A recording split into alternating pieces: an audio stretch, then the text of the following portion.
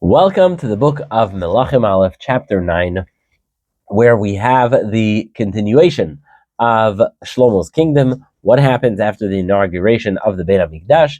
So first of all, once it's inaugurated, Hashem speaks to Shlomo again the way he spoke to him in Giv'on in chapter 7, and he says, I've heard your prayers and I accept them, and indeed this is the house that you are giving me.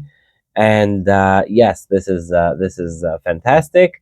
And as long as you keep the mitzvot that I give you, if you will keep the mitzvot that I am giving you, you will continue to see your children, your grandchildren on the throne. However, if you guys stray and you start worshiping other gods, then bad news. I will take away the people of Israel, not only from this house, not only will this house be destroyed, but from the land of Israel. And everyone's going to be like, oh my gosh, what has caused the destruction of this very beautiful Beit HaMikdash? And everyone's going to say it's because they served other gods. Fast forward 20 years later.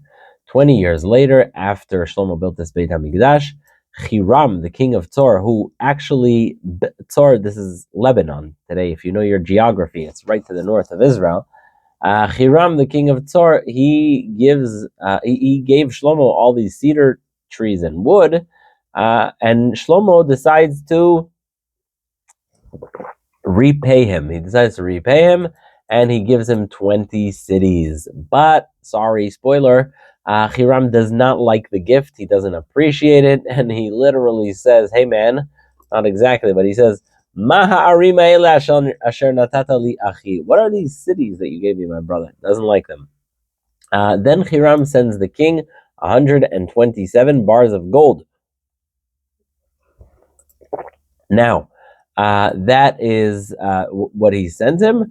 And then Shlomo gathers a lot of taxes. Remember, all these buildings require money and taxes.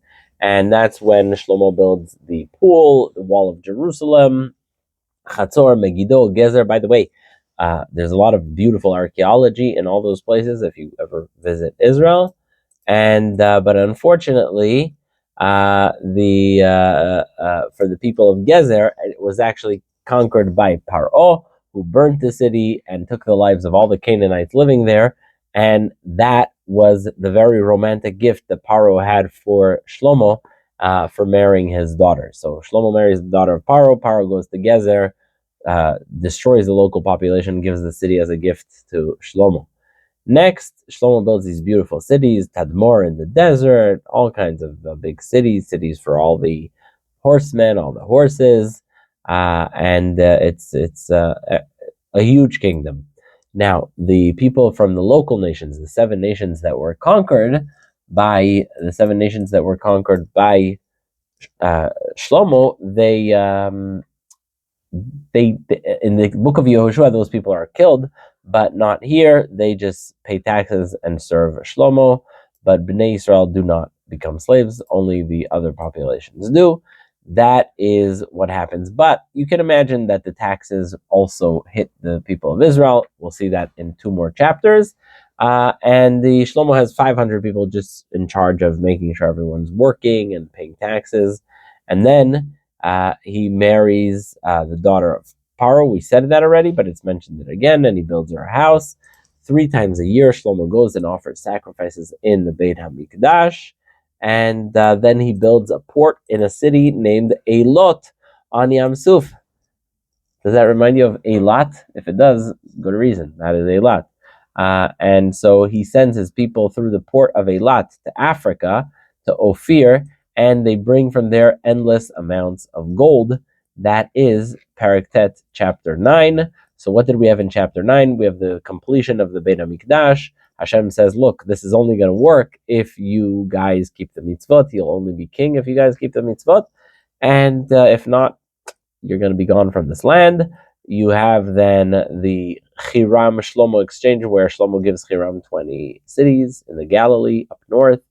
Hiram doesn't really like it. He's like, nah, I don't like it. Then you have the very unromantic gift where Paro gives Shlomo, as a gift for marrying the daughter of Paro, he gives him the city of Gezer after he violently overtakes its population. And then you have the people of Shlomo going down to Africa through the port in Yam Suf and Eilat, and that is Parak Tet. Stay tuned, probably for the most glorious chapter of all, Parak Yud. Wow, the stories